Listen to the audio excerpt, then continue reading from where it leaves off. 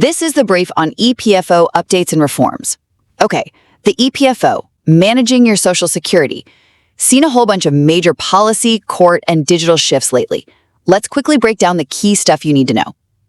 First up, starting August 1st, getting a new universal account number, your UAN, gotta use facial recognition via Aadhaar on the Umang app. Cuts out needing your employer initially.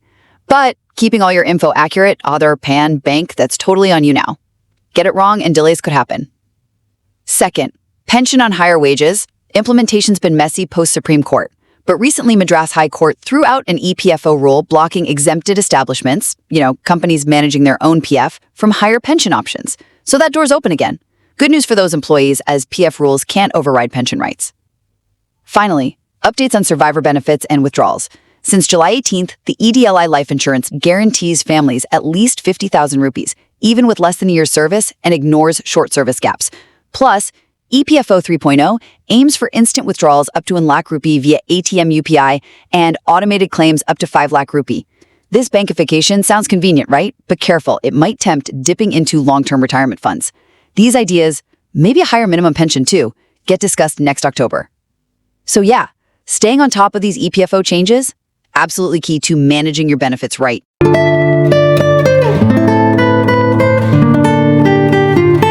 All right, let's get right into it. Your Employees Provident Fund, your EPF, well, it's going through some of the biggest changes, maybe ever. So we're going to break down exactly what's new, what you need to do about it, and most importantly, what it all means for your hard-earned money. So to get a sense of just how big this is, take a look at this number. We're talking about 17 lakh crores. That's the sheer size of the retirement fund the EPFO is managing. It's one of the largest pension funds on the entire planet. And a piece of that massive pie, it's yours. So yeah, understanding how it all works is pretty darn important. Okay, so before we dive into all the new stuff, let's take a quick step back. Why did these changes even matter? Well, to get that, we have to understand what your PF account is really for. It's not just a savings account, not by a long shot. Think of it as your own personal social security net. The whole point of the EPFO at its heart is to protect you. But here's something a lot of people don't realize. It's not just one thing. It's actually a powerful 3-in-1 system. You've got savings for your future, a pension for when you retire, and insurance for your family all bundled together.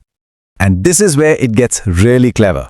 You put in 12% of your salary, right? And that goes straight into your savings. Your employer matches that 12%, but their contribution gets split.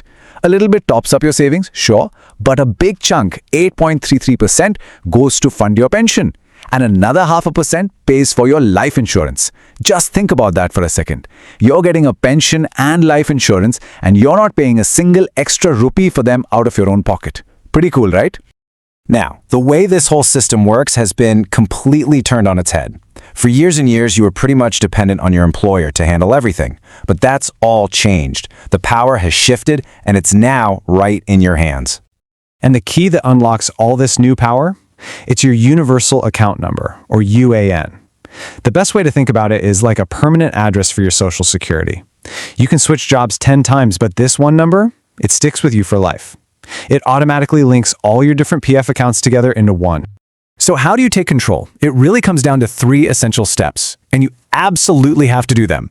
First, you've got to activate your UN online. Second, complete your KYC. That means linking your Aadhaar, PAN, and your bank account. And third, and this is a big one, file your e-nomination. If you don't do these 3 things, you're basically locked out of most of the useful online services. And about that e-nomination, it's mandatory now, and honestly for a really good reason. It's basically a digital will specifically for your EPF benefits. What it does is it makes sure that if, God forbid, anything happens to you, your family can get access to the funds smoothly and directly. They won't have to chase down your employer or jump through a bunch of hoops. It just works. Okay, now we're getting into the really meaty stuff. There have been some huge changes around pensions and taxes that you absolutely positively need to be aware of. So this whole pension on higher wages thing, it's been a real saga, long and complicated. It all kicked off back in November 2022 when the Supreme Court opened a window for some employees to get a pension based on their actual higher salary, not just a capped limit. But man, it's been a bumpy ride. We've seen deadline after deadline get extended, and the whole process has been a massive headache, with a ton of applications getting rejected. Now, if you were one of the people eligible for this, you had a huge decision to make, a real trade-off.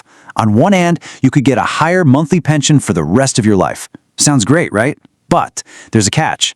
To pay for that higher pension, a big chunk of your tax-free EPF savings has to be moved over to the pension fund. What does that mean in simple terms? You get a much, much smaller one-time payout when you retire. All right, here's another game changer, especially if you're a high earner. For decades, the golden rule of EPF was that it was totally tax-free. Well, not anymore. Since 2021, if your own contribution, not your employer's, just yours, goes over 2.5 lakh rupees in a single year, the interest you earn on anything above that amount is now taxable. This is a massive shift, and you absolutely have to factor it into your tax planning. So what's next? Where is all this heading?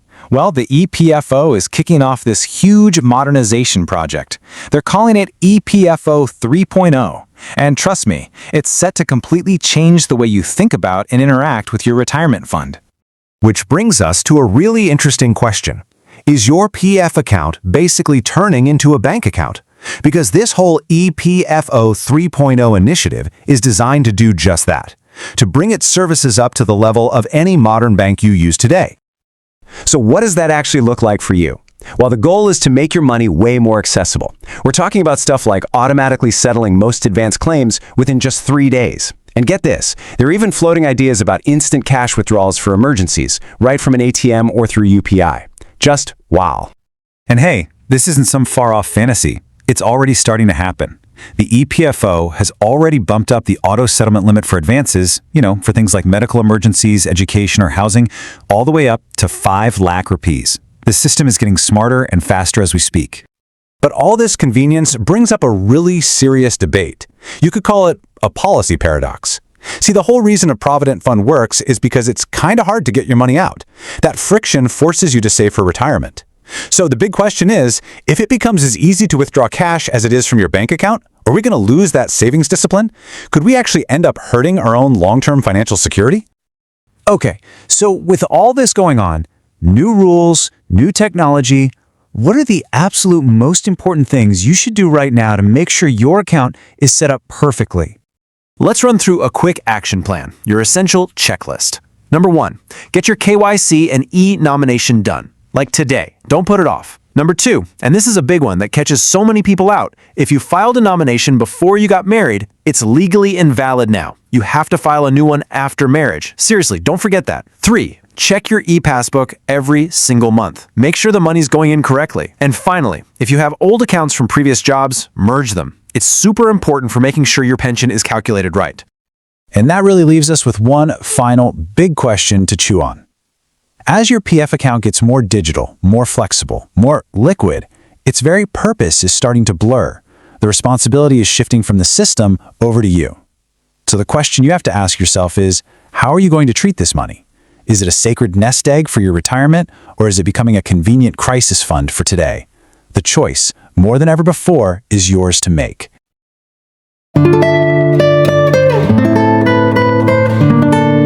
तो चलिए फटाफट से नजर डालते हैं कर्मचारी भविष्य निधि संगठन मतलब ईपीएफओ में हुए कुछ जरूरी बदलावों पर। देखिए, ईपीएफओ आपकी रिटायरमेंट सेविंग्स, पेंशन और लाइफ इंश्योरेंस का हिसाब रखता है ना।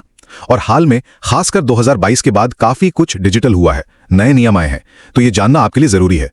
पहला, ईपीएफओ अब पूरी तरह डिजिटल हो रहा है, मतलब सदस्य केंद्रित।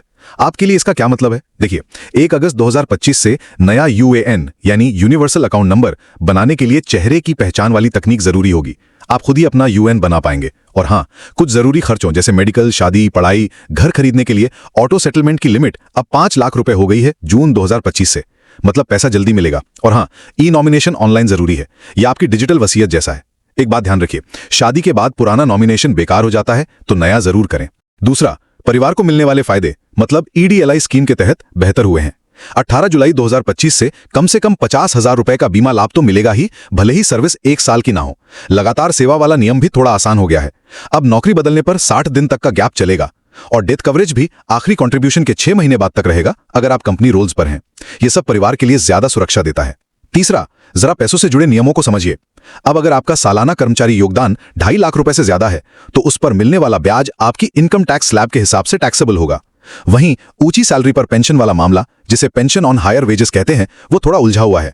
सुप्रीम कोर्ट के कहने के बावजूद जुलाई 2025 तक करीब 15 लाख में से 11 लाख अर्जियां खारिज हो गईं। मद्रास हाईकोर्ट का फैसला और ये सब दिखाता है कि यह विकल्प अभी भी ज्यादातर लोगों के लिए मुश्किल है। तो ये थे ईपीएफओ के कुछ ताजा अपडेट्स जिनका सीधा असर आपकी बचत और फायदों पर पड़ता है।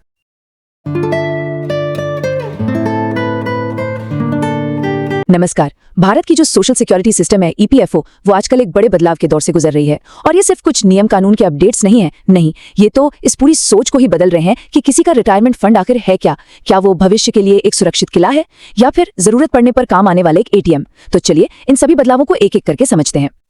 तो इस पूरे विश्लेषण की शुरुआत इसी सीधे से सवाल से करते हैं कि किसी का प्रोविडेंट फंड क्या वो लंबी अवधि की बचत के लिए है या फिर अचानक कोई जरूरत आ पड़े तो पैसे निकालने के लिए।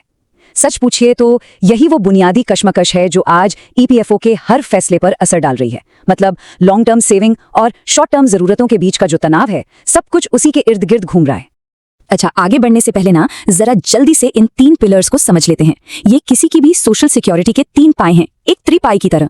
ईपीएफ ये तो है मेन सेविंग्स, ईपीएस ये रिटायरमेंट के बाद हर महीने मिलने वाली पेंशन को पक्का करता है, और ईडीएलआई ये परिवार के लिए एक तरह का लाइफ इंश्योरेंस कवर है। ये तीनों जब साथ मिलते हैं तब जाकर एक मजबूत सुरक्षा का ढांचा तैयार होता है।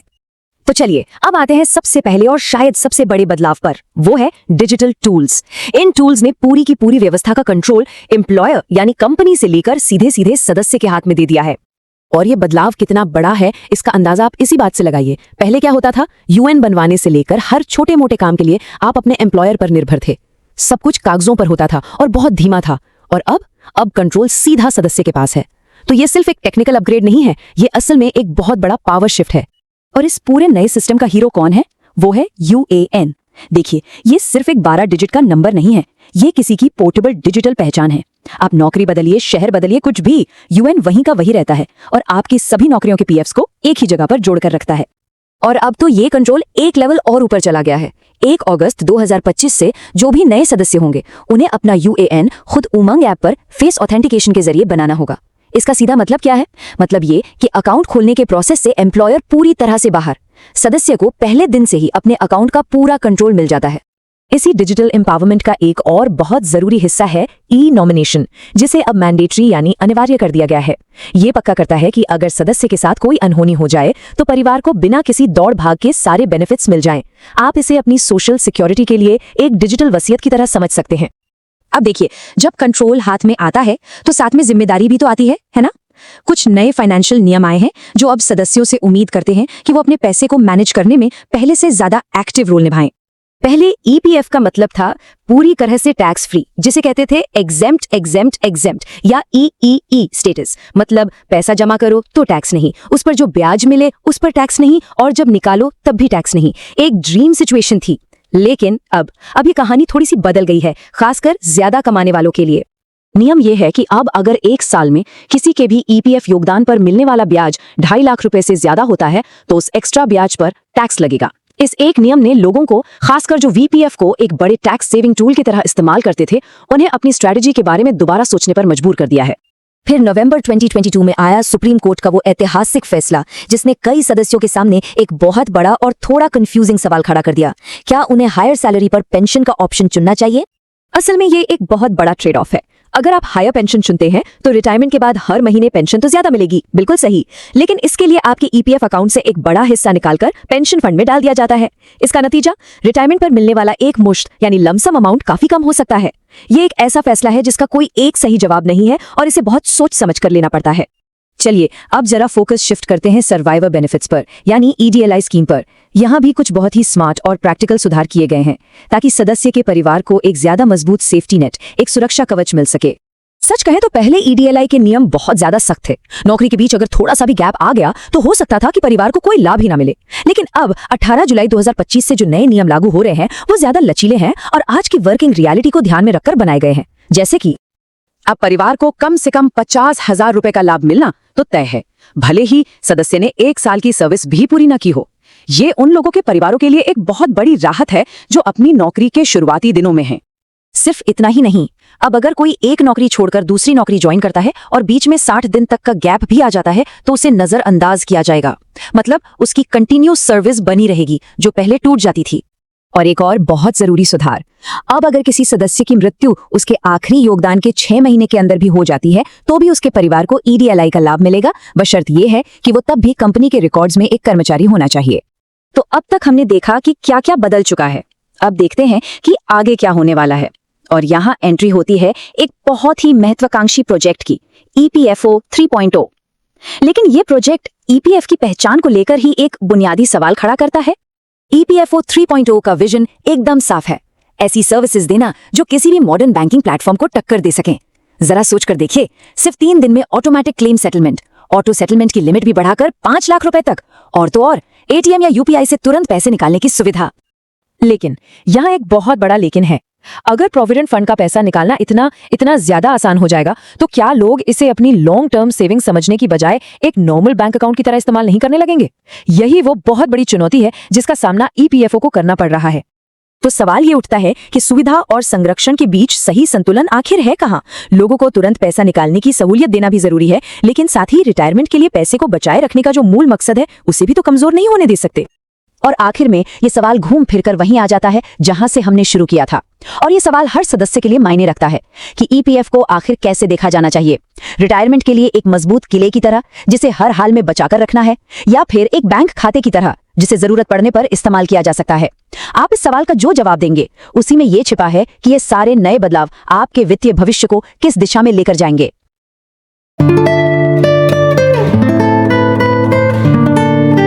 नमस्ते और स्वागत है इस खास चर्चा में। आज हम कर्मचारी भविष्य निधि संगठन यानी EPFO के विशाल और कह सकते हैं बदलते संसार की गहराई में उतर रहे हैं। नमस्ते। हाँ, ये वाकई एक अहम संस्था है, भारत के लाखों संगठित क्षेत्र के कर्मचारियों के लिए एक तरह से सामाजिक सुरक्षा का आधार। बिल्कुल, और ये सिर्फ एक अकाउंट नहीं है जैसा कई लोग समझते हैं। नहीं, EPFO असल में आप कह सकते हैं 3 योजनाओं का एक ताना बाना है। एक तो है EPF यानी कर्मचारी भविष्य निधि, जो अहम है रिटायरमेंट की बचत के लिए। फिर है EPS कर्मचारी पेंशन योजना, जो मासिक पेंशन का वादा करती है। और तीसरी है EDLI, जो एक जीवन बीमा कवर की तरह काम करती है। हमारे पास कई तरह के स्रोत हैं, कुछ लेख हैं, शोध हैं और नोट्स भी हैं जिनसे हम समझने की कोशिश करेंगे कि EPFO कैसे काम करता है, हाल में इसमें क्या बड़े बदलाव आए हैं। हाँ, खासकर ये डिजिटल वगैरह जो हुआ है, टैक्स के नियम भी बदले हैं, और आगे क्या हो सकता है वो भी देखेंगे। तो हमारा मकसद यही है कि इन सब जटिल जानकारियों को थोड़ा सरल बनाया जाए। बिल्कुल, ताकि जो सदस्य हैं या जो नियोक्ता हैं वो अपने अधिकार और जिम्मेदारियों को बेहतर समझ सकें। तो चलिए शुरू करते हैं ये पड़ताल। ठीक है, तो सबसे पहले इसकी बनावट को ही समझते हैं। आपने 3 योजनाओं का जिक्र किया, EPF, EPS और EDLI। क्या ये सब एक ही है, मतलब कानूनी तौर पर? देखिए, ये समझना बहुत जरूरी है। बाहर से तो एक पैकेज जैसा लगता है, लेकिन कानूनी और वित्तीय तौर पर ये अलग अलग इकाइयां हैं। अच्छा। हाँ, EPF में कर्मचारी और नियोक्ता दोनों का पैसा जाता है। EPS में सिर्फ नियोक्ता के हिस्से का एक अंश जाता है, और हाँ, सरकार भी इसमें थोड़ा योगदान करती है। और EDLI, उसका खर्च तो पूरी तरह से नियोक्ता ही उठाता है। और शायद यही कानूनी अलगाव, वो जो हाल में कुछ अदालती फैसले आए, बिल्कुल, खासकर वो उच्च वेतन पर पेंशन वाले मामले में, हाँ, उसमें महत्वपूर्ण साबित हुआ। इसी बात पे जोर दिया था कि भाई, एक योजना जैसे EPF के नियम किसी दूसरी वैधानिक योजना जैसे EPS के लाभों को प्रभावित नहीं कर सकते। हाँ। ये कानूनी पृथकता सदस्यों के अधिकारों के लिए काफी मायने रखती है। अब अगर हम EPF पे ध्यान दें तो इसका मुख्य काम तो है रिटायरमेंट के लिए बचत, पर क्या ये सिर्फ इतना ही है? मैंने सुना है लोग बीच में भी पैसे निकालते हैं इससे। हाँ, यहीं पर EPF का दिलचस्प कह सकते हैं दोहरा चरित्र सामने आता है।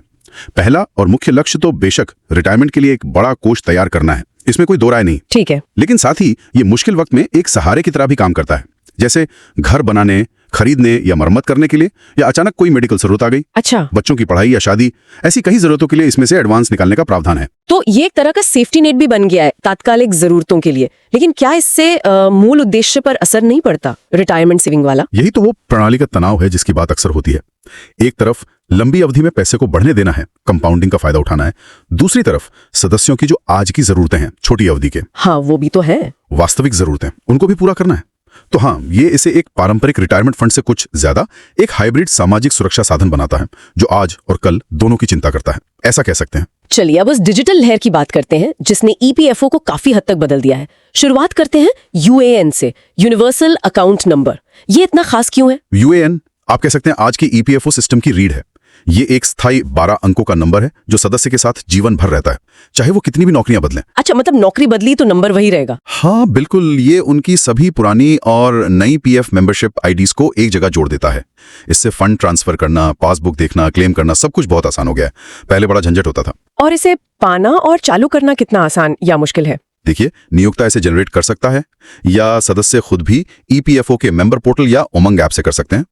बस शर्त यह है कि आधार से जुड़ा मोबाइल नंबर चाहिए होता है ओटीपी के लिए। लेकिन इसमें भी कुछ नया हुआ है शायद। हाँ, यहाँ एक बड़ा तकनीकी बदलाव आया है।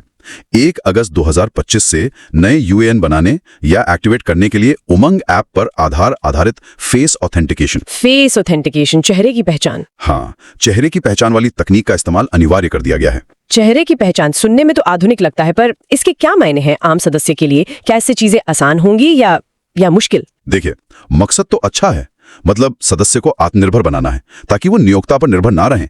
पर हाँ, चुनौतियां भी हैं। जैसे? जो लोग तकनीक से बहुत सहज नहीं हैं, उन्हें दिक्कत हो सकती है। और डेटा सही है या नहीं, इसकी जिम्मेदारी आप कह सकते हैं पूरी तरह सदस्य पर आ जाती है। हाँ, मतलब पावर के साथ थोड़ी जिम्मेदारी भी। बिल्कुल बिल्कुल सही कहा। ये सशक्तिकरण के साथ थोड़ी जिम्मेदारी भी लाता है। यूएन के साथ साथ केवाईसी की भी बहुत बात होती है। ये क्यों जरूरी है? केवाईसी यानी अपने ग्राहक को जाने। इसके बिना आप ज्यादातर ऑनलाइन सेवाओं का फायदा नहीं उठा सकते। इसमें मुख्य रूप से 3 चीजें यूएन से जुड़ी होनी चाहिए। आधार, पहचान के लिए। हाँ, पहचान और डिजिटल हस्ताक्षर के लिए, फिर पैन, टैक्स वगैरह के लिए, और बैंक खाता ताकि पैसा सीधा आपके खाते में आ सके। और ये करवाता कौन है? सदस्य इसे ऑनलाइन शुरू करते हैं और नियोक्ता इसे डिजिटली मंजूर करते हैं। और अगर किसी के नाम या जन्मतिथि जैसी जानकारी में गलती हो तो उसे ठीक कैसे करवाते हैं? उसके लिए एक प्रक्रिया है जिसे जॉइंट डिक्लेरेशन यानी जेडी कहते हैं।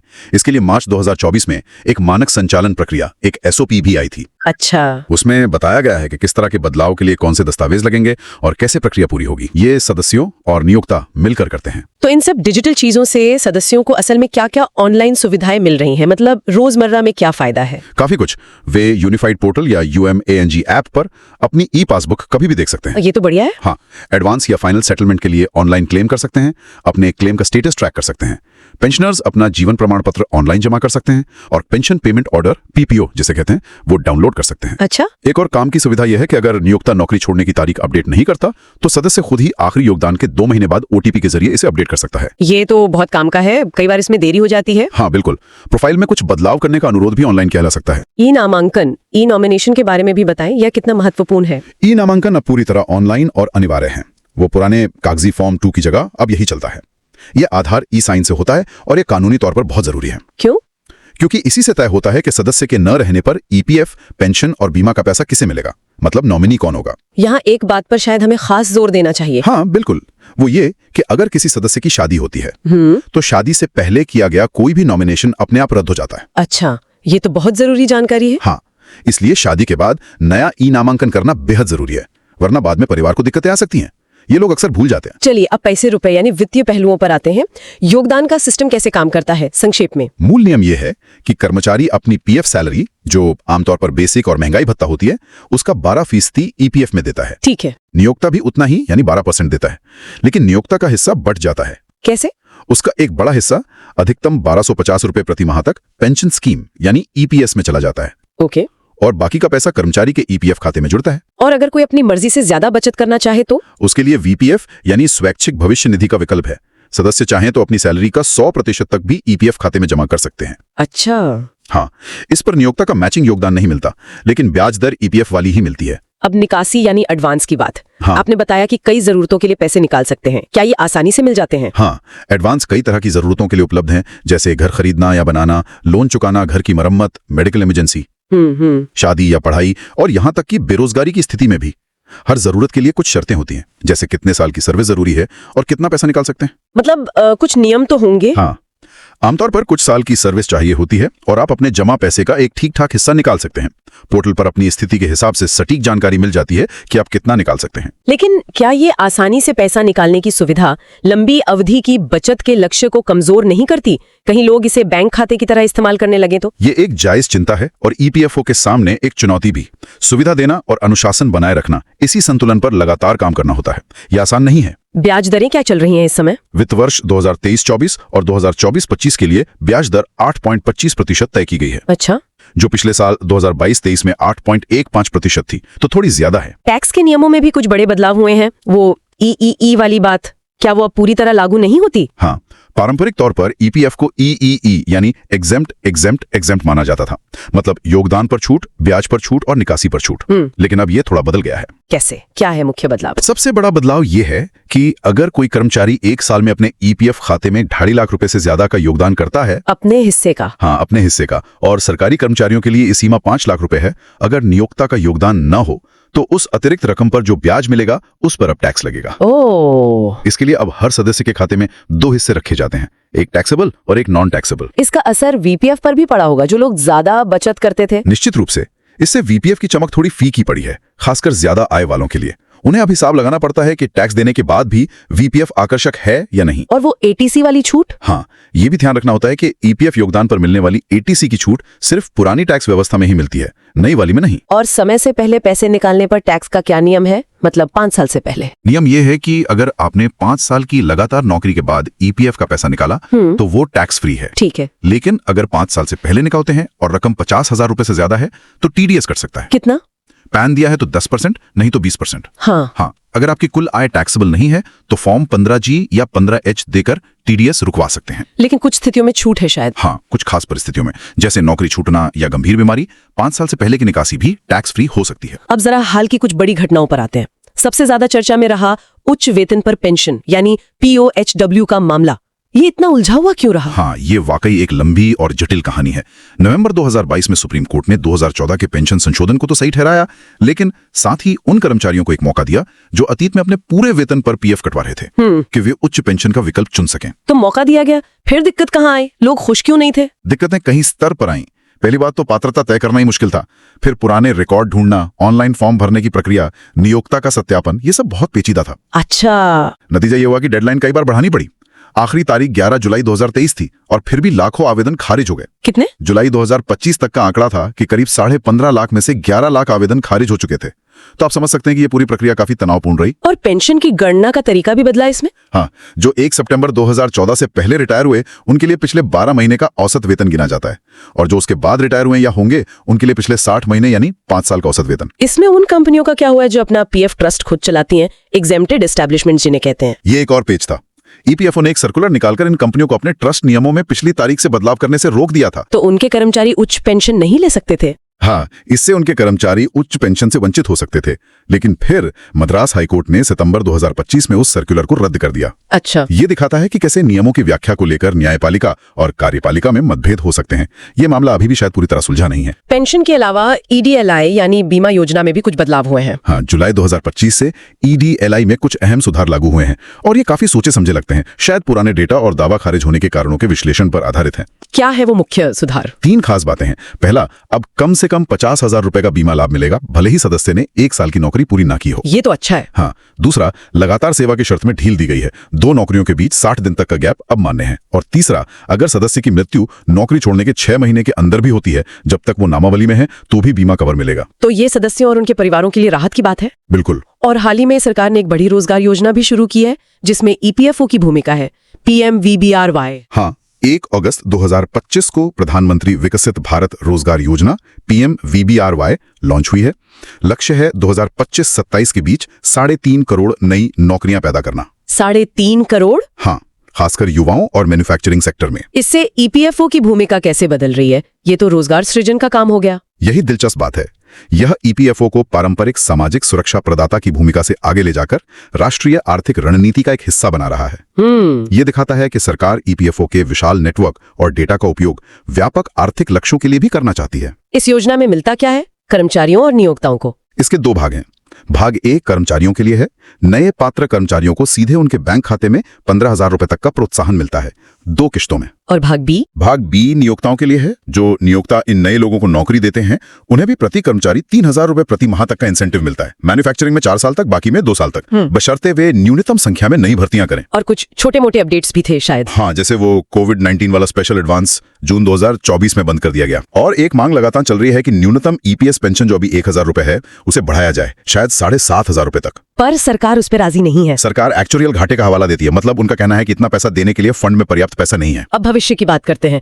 EPFO 3.0 की काफी चर्चा है, ये क्या बला है? EPFO 3.0 दरअसल EPFO के पूरे IT सिस्टम और कामकाज के तरीके को पूरी तरह से बदलने की एक महत्वाकांक्षी परियोजना है। मतलब पूरा सिस्टम नया? हाँ, लक्ष्य है इसे एक आधुनिक, स्वचालित, सदस्य केंद्रित प्लेटफॉर्म बनाना, जो काफी हद तक बैंकों की तरह काम करे। इन्फोसिस, विप्रो, टीसीएस जैसी बड़ी आईटी कंपनियां इसमें शामिल हैं। हालांकि इसके लॉन्च में कुछ देरी हुई है। इसमें क्या खास सुविधाएं लाने की बात हो रही है जो सदस्यों को सीधे महसूस होंगी? कुछ बहुत आकर्षक लगने वाली चीजें हैं, जैसे एटीएम या यूपीआई से तुरंत पैसे निकालने की सुविधा। पीएफ का पैसा एटीएम से? हाँ, शायद 1 लाख रुपए तक इमरजेंसी में। दावों का स्वचालित निपटान, खासकर एडवांस के लिए, शायद 3 दिन के अंदर। ऑटो सेटलमेंट की सीमा हाल ही में 1 लाख रुपए से 5 लाख की भी गई है। बेहतर ऑनलाइन सेल्फ सर्विस, जैसे ओटीपी से खुद ही अपनी डिटेल्स ठीक करना और मृत्यु दावों की प्रक्रिया को सरल बनाना। ये तो वाकई बैंकिफिकेशन जैसा लगता है, पीएफ खाते को एक तरह का बैंक खाता बना देना। लेकिन क्या इसमें कोई खतरा नहीं है? बिल्कुल, यहीं पर वो बैंकिफिकेशन विरोधाभास आता है, जिसका जिक्र हमने पहले भी किया था। एक तरफ तो ये सदस्यों के लिए बहुत सुविधाजनक है, खासकर जरूरत के समय, लेकिन दूसरी तरफ ये ईपीएफ के मूल सिद्धांत यानी रिटायरमेंट के लिए लंबी अवधि की बचत को चुनौती देता है। मतलब अगर पैसा निकालना इतना आसान हो जाएगा तो लोग रिटायरमेंट के लिए कैसे बचाएंगे? कहीं सारा पैसा पहले ही खर्च न कर दें? सही सवाल है। पारंपरिक सोच यही थी कि सामाजिक सुरक्षा का पैसा थोड़ा मुश्किल से मिलना चाहिए, ताकि लोग उसे फिजूल खर्च न करें।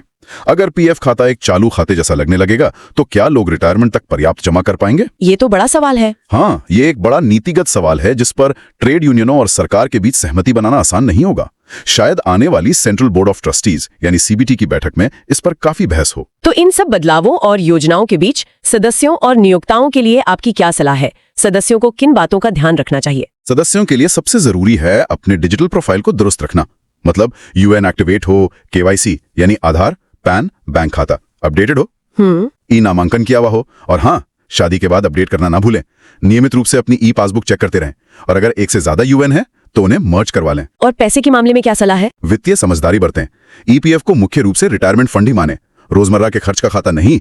एडवांस निकालने से पहले सोचें और उसके टैक्स प्रभावों को समझें। और वो पीओडब्ल्यूएच वाला मामला? हाँ, अगर पीओडब्ल्यूएच के लिए पात्र हैं तो बहुत ध्यान से आकलन करें कि ज्यादा पेंशन लेना बेहतर है या एक मुश्त ज्यादा रकम।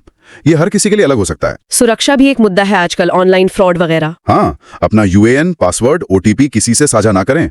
धोखाधड़ी से बचने के लिए केवल आधिकारिक ईपीएफओ वेबसाइट epfo.gov.in और यूमंग ऐप का ही इस्तेमाल करें। फर्जी कॉल या मैसेज से सावधान रहें। और नियोक्ताओं की क्या जिम्मेदारियां बढ़ी हैं? नियोक्ताओं को अब ज्यादा सक्रिय और डिजिटल भूमिका निभानी होगी। पीएचडब्ल्यू प्रक्रिया में कर्मचारियों की मदद करना, डेटा सही रखना, केवाईसी और जॉइंट डिक्लेरेशन को समय पर मंजूरी देना, नए कर्मचारियों से फॉर्म लेवल लेना जिसमें पिछली नौकरी की पीएफ जानकारी होती है, ये सब महत्वपूर्ण है। वे अब सिर्फ पैसा काटने वाले नहीं बल्कि एक तरह से डिजिटल सुविधा प्रदाता भी हैं। और अगर किसी को शिकायत हो, कोई समस्या हो, तो उसके लिए क्या रास्ते हैं, कहाँ जाएं? ईपीएफओ ने शिकायत निवारण के लिए 2 तरफा रणनीति अपनाई है, एक हाईटेक और एक हाई टच। ये क्या है? दिलचस्प लग रहा है। हाईटेक है ईपीएफआईजीएमएस पोर्टल, आप ऑनलाइन शिकायत दर्ज करके उसकी स्थिति जान सकते हैं। और हाई टच है निधि आपके निकट कार्यक्रम। वो क्या है? इसमें हर महीने जिलों में कैंप लगते हैं जहां लोग सीधे अधिकारियों से मिलकर अपनी समस्या बता सकते हैं, आमने सामने। अच्छा, ये तो अच्छा है। हाँ, इनके अलावा CP grams portal, WhatsApp helpline और सोशल मीडिया भी हैं। आमतौर पर योगदान या केवाईसी की समस्या के लिए पहले नियोक्ता से बात करनी चाहिए, और अगर ईपीएफओ की सेवा संबंधी समस्या है तो ईपीआईजीएमएस से संपर्क करना बेहतर है। तो इस पूरी बातचीत को समेटें तो क्या मुख्य बातें निकल कर आती हैं? क्या कहें हम? सार यही है कि ईपीएफओ एक बड़े बदलाव के दौर में है। डिजिटलीकरण और सदस्य सशक्तिकरण पर जोर है, जो अच्छी बात है, स्वागत योग्य है। लेकिन इसके साथ नई जटिलताएं भी आ रही हैं। टैक्स के बदलते नियम, पोहक जैसे विवाद और भविष्य में ईपीएफओ 3.0 और बैंकिफिकेशन जैसी पहलें वो इस संतुलन को और परखेंगी कि सुविधा और सुरक्षा के बीच सही रास्ता क्या है। ये वाकई सोचने वाली बात है। एक तरफ सदस्यों को ज्यादा नियंत्रण और आसानी मिल रही है, जो आज की जरूरत भी है, पर क्या इसकी कीमत लंबी अवधि की वित्तीय सुरक्षा से समझौता करके चुकाई जा रही है? सदस्य खुद और नीति बनाने वाले इस नाजुक संतुलन को कैसे साधेंगे, ये एक बड़ा सवाल है। बिल्कुल, ये सवाल आने वाले समय में और भी महत्वपूर्ण होता जाएगा। इसी संतुलन को साधना ईपीएफओ के भविष्य की दिशा तय करेगा। आज इस गहन जानकारी भरी चर्चा के लिए आपका बहुत बहुत धन्यवाद। धन्यवाद। उम्मीद है ये हमारे श्रोताओं के लिए उपयोगी साबित होगी।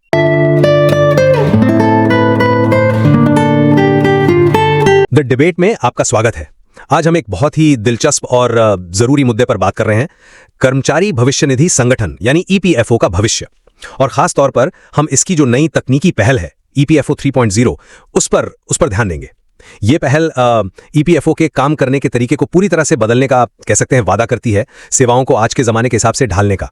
बिल्कुल, और यहीं से आज की हमारी चर्चा का असली सवाल खड़ा होता है ना? क्या ईपीएफओ 3.0 में जो नई चीजें आ रही हैं, जैसे वो फौरन पैसा निकालने की सुविधा या फिर दावों का अपने आप निपट जाना, क्या क्या ये वाकई सदस्यों के लिए क्रांति लाएंगी, या फिर कहीं ऐसा तो नहीं कि इन सुविधाओं के चक्कर में ईपीएफ का जो असल मकसद है, मतलब जो लंबे समय के लिए बचत करने का उद्देश्य है, वो पीछे छूट जाएगा और ये बस एक बैंक खाते जैसा बन के रह जाएगा। इसी को कुछ लोग बैंकिंगकरण या बैंकिफिकेशन कह रहे हैं। सवाल बहुत अहम है और हमारी ये जो बातचीत है इसका आधार वही जानकारी है जो हमें स्रोत सामग्री से मिली है।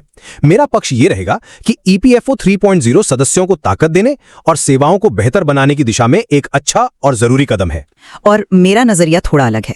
मुझे लगता है कि ये जो बैंकिंगकरण की तरफ झुकाव दिख रहा है, ये भले ही ऊपर से देखने में सुविधाजनक लगे, लेकिन ईपीएफ के सामाजिक सुरक्षा वाले मूल किरदार के लिए संभावित रूप से हानिकारक हो सकता है। इससे लंबे समय तक बचत करने की जो आदत है वो शायद कमजोर पड़ सकती है। चलिए मैं अपनी बात रखता हूं। देखिए, मेरी समझ में ईपीएफओ 3.0 आज के दौर की जरूरत है। दुनिया डिजिटल हो रही है तो ईपीएफओ कैसे पीछे रह सकता है। ये सदस्यों के अनुभव को बेहतर बनाने के लिए ही लाया जा रहा है। अब जैसे फौरन पैसा निकालने की बात है, एटीएम या यूपीआई से 1 लाख रुपए तक निकाल पाना, या फिर दावों का ऑटोमेटिक निपटारा, जहां कोशिश है कि सामान्य एडवांस 3 दिन में मिल जाए। बल्कि जून 2025 में तो ये ऑटो सेटलमेंट की सीमा 1 लाख रुपए से बढ़ा के 5 लाख रुपए कर दी गई है। आप सोचिए, किसी इमरजेंसी में कितनी बड़ी मदद हो सकती है। ये सिर्फ सुविधा नहीं, जरूरत के वक्त फौरी राहत है। हाँ, जरूरत के वक्त पैसा मिलना जरूरी है, ये तो मैं मानती हूँ। लेकिन सवाल वही है, क्या ये आसानी उस कीमत पर आ रही है जो ईपीएफ के असल मकसद को ही कहीं चोट न पहुंचा दे? मुझे लगता है ये सिर्फ आसानी नहीं है, ये सदस्यों को ताकत देना भी है। अब सदस्य अपनी निजी जानकारी जैसे नाम या जन्मतिथि वो ऑनलाइन खुद ही ठीक कर सकेंगे ओटीपी के जरिए। उन्हें अपने एम्प्लॉयर पर, मतलब नियोक्ता पर निर्भर नहीं रहना पड़ेगा, जो पहले एक बड़ी दिक्कत हुआ करती थी। इसी तरह किसी सदस्य की मृत्यु हो जाने पर दावे की प्रक्रिया को आसान बनाया जा रहा है। जैसे अगर नॉमिनी नाबालिग है तो गार्डियन सर्टिफिकेट की वो जो शर्त थी उसे हटाया जा रहा है। ये सब कदम इसलिए उठाए जा रहे हैं ताकि सेवाएं तेज हो, पारदर्शी हो और आसान हो। आज का सदस्य यही तो चाहता है। देखिए, मैं भी मानती हूँ कि ये सिस्टम को बेहतर और तेज होना चाहिए, इसमें कोई दो राय नहीं। लेकिन मैं इस बैंकिंगकरण वाली बात को लेकर थोड़ी चिंतित हूँ। ईपीएफ का मूल विचार क्या है? ये लंबे समय के लिए, खासकर बुढ़ापे के लिए पैसा जोड़ने का एक जरिया है। इसका सबसे बड़ा फायदा चक्रवृद्धि ब्याज यानी कंपाउंडिंग इंटरेस्ट से मिलता है, जो लंबे समय में छोटी बचत को भी काफी बड़ा बना देता है। लेकिन अगर जरूरत पड़ने पर वो पैसा मिले ही नहीं तो फिर उसका क्या फायदा? जरूरतें तो हैं, बिल्कुल हैं, लेकिन इतनी आसानी से पैसा निकालने की सुविधा कहीं वो लोगों को उकसा न दे कि वो ईपीएफ खाते को अपने रोजमर्रा के खर्चों के लिए इस्तेमाल करने लगें, जैसे कोई सेविंग्स या करंट अकाउंट हो। अगर ऐसा हुआ तो छोटी छोटी जरूरतों के लिए भी पैसा निकलता रहेगा और बुढ़ापे के लिए जो रकम जमा होनी चाहिए वो कम होती जाएगी। कंपाउंडिंग का जादू भी तभी चलता है जब पैसा लंबे समय तक टिका रहे। स्रोत सामग्री में भी इस मकसद को लेकर दुविधा या फिलोसॉफिकल कॉन्फ्लिक्ट की बात कही गई है। ईपीएफओ खुद कहता है कि पीएफ खाते को बैंक खाते की तरह इस्तेमाल मत करो, लेकिन ये नई सुविधाएं तो उसी तरफ धकेल रही हैं। मैं इसे दुविधा नहीं कहूंगा, बल्कि ये बदलती जरूरतों के हिसाब से ढलना है। लोगों की जरूरतें बदली हैं, तकनीक बदली है, तो सिस्टम क्यों ना बदले। लेकिन पारंपरिक तौर पर ईपीएफ में पैसा आसानी से नहीं निकलता था, और ये कोई कमी नहीं थी, ये इसकी एक खासियत थी। ये लोगों को बचत करने के लिए अनुशासित रखती थी, एक तरह की रोक थी। इस रुकावट को हटाना जोखिम भरा हो सकता है। और फिर तकनीकी पहलू भी हैं। इसे यूपीआई और एटीएम जैसे बैंकिंग नेटवर्क से जोड़ने में सुरक्षा के क्या इंतजाम होंगे? इतने सारे सदस्यों का बिल्कुल साफ सुथरा और अपडेटेड डेटाबेस तैयार करना और उसे संभालना, जैसा ईपीएफओ 3.0 के लिए चाहिए, ये अपने आप में एक बहुत बड़ी चुनौती है। कहीं हम इन जोखिमों को नजरअंदाज तो नहीं कर रहे हैं? सुरक्षा और तकनीकी चुनौतियां जरूर हैं, बिल्कुल हैं, और उन पर ध्यान देना ही होगा।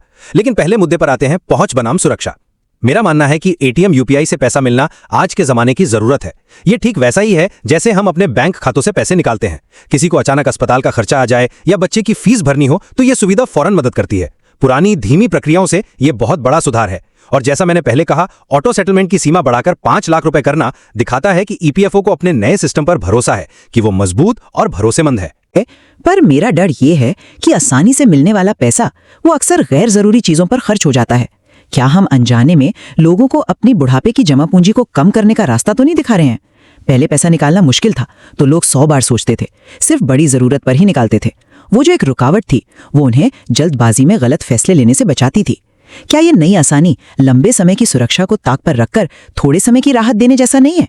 क्या हमने सोचा है कि लोग असल में इस सुविधा का इस्तेमाल कैसे करेंगे? क्या ये वाकई सिर्फ इमरजेंसी के लिए ही होगा? ये सवाल हमें दूसरे मुद्दे पर लाता है, सदस्य सशक्तिकरण बनाम व्यवहारिक जोखिम। आप जोखिम की बात कर रही हैं, लेकिन दूसरी तरफ देखिए, सदस्यों को अपनी जानकारी ऑनलाइन ठीक करने का हक देना, जैसे नाम, जन्मतिथि या बैंक खाता जोड़ना। अगर नियोक्ता ने नौकरी छोड़ने की तारीख अपडेट नहीं की है, तो 2 महीने बाद सदस्य खुद आधार OTP से ये कर सकता है। दावों का जल्दी निपटारा होना, यह सब सदस्यों को ताकत देता है। वो अपने खाते पर ज्यादा नियंत्रण रख पाता है, उसे नियोक्ता के चक्कर नहीं काटने पड़ते। अगस्त 2025 से वो जो फेस ऑथेंटिकेशन टेक्नोलॉजी यानी फैट मतलब चेहरे की पहचान से यूनिवर्सल अकाउंट नंबर UAN बनाने की जो अनिवार्यता आ रही है, वो भी इसी दिशा में एक कदम है। ये सब सशक्तिकरण नहीं तो और क्या है? सुनने में तो सशक्तिकरण शब्द बहुत अच्छा लगता है, लेकिन क्या इस ताकत के साथ जिम्मेदारी का एहसास भी जुड़ा है? क्या हम ये जोखिम नहीं उठा रहे हैं कि सदस्य अपने रिटायरमेंट फंड को उसे कम गंभीरता से लेने लगेंगे? व्यवहारिक अर्थशास्त्र, जैसे बिहेवियरल इकोनॉमिक्स कहते हैं, वो हमें यही सिखाता है कि जब पैसा हाथ में आसानी से आता है तो उसे खर्च करने की इच्छा भी बढ़ जाती है। ये जो बैंकिंगकरण हो रहा है, ये लोगों की बचत की आदतों को बिगाड़ सकता है। हो सकता है लोग लंबे समय के फायदों के बजाय फौरी जरूरतों को ज्यादा अहमियत देने लगें। सवाल यह है कि EPFO का काम सिर्फ पैसा देना है या लोगों में वित्तीय अनुशासन को बढ़ावा देना भी है? मेरे ख्याल से EPFO का काम दोनों है, और ये नई पहल इसी संतुलन को साधने की कोशिश है। अब तीसरे मुद्दे पर आते हैं, काम की रफ्तार बनाम असली मकसद। इसमें कोई शक नहीं कि ऑटोमेटिक सेटलमेंट और फौरन निकासी से प्रक्रियाएं बहुत तेज हो जाएंगी। इससे EPFO का प्रशासनिक बोझ कम होगा, उनके संसाधन बचेंगे और सदस्यों की संतुष्टि भी बढ़ेगी। जून 2025 में ऑटो सेटलमेंट की सीमा का 5 लाख तक बढ़ना, ये इसी बढ़ती हुई क्षमता का सबूत है। ये EPFO को आज के जमाने के दूसरे वित्तीय संस्थानों की बराबरी में खड़ा करता है। ये वक्त की मांग है। रक्षा वाले चरित्र की कीमत पर हो रही है। मुझे डर है कि हम रफ्तार को असली मकसद से ज्यादा तवज्जो दे रहे हैं। EPFO का मुख्य उद्देश्य सिर्फ लेन देन की गति बढ़ाना नहीं है, इसका बड़ा मकसद है करोड़ों कर्मचारियों को वित्तीय अनुशासन सिखाना और उनके बुढ़ापे के लिए एक सुरक्षा कवच तैयार करना। सोचिए, अगर आसानी से पैसा निकालने के चक्कर में लोग रिटायरमेंट से पहले ही अपनी सारी बचत खर्च कर दें, तो फिर इस बढ़ी हुई रफ्तार और दक्षता का क्या मतलब रह जाएगा? बुढ़ापे में उनके हाथ खाली होंगे। आप बार बार उस विरोधाभास या दुविधा की बात कर रही हैं। मैं समझ रहा हूं कि आप EPFO की जो आधिकारिक सलाह है कि PF को बैंक खाते की तरह ना समझें और इन नई सुविधाओं के बीच एक खिंचाव देख रही हैं। बिल्कुल, ये साफ तौर पर नीति बनाने वालों के लिए एक चुनौती है। एक तरफ EPFO कह रहा है कि भाई ये लंबे समय की बचत है, इसे बार बार मत छेड़ो। दूसरी तरफ वो ATM और UPI से पैसे निकालने की सुविधा ला रहा है। ये तो 2 अलग अलग बातें हो गईं। इसीलिए अक्टूबर 10-11-2025 को होने वाली केंद्रीय न्यासी बोर्ड यानी CBT, जो EPFO के सारे बड़े फैसले लेने वाली संस्था है, उसकी बैठक बहुत अहम हो जाती है। उम्मीद है कि इस बैठक में इन प्रस्तावों पर, खासकर ATM UPI से निकासी वाले प्रस्ताव पर गहराई से सोचा जाएगा। ये भी सुनने में आ रहा है कि न्यूनतम पेंशन को 1000 रुपए से बढ़ाने की जो पुरानी मांग है, शायद 1500 रुपए या 2500 रुपए तक, वो भी एजेंडे में हो सकती है।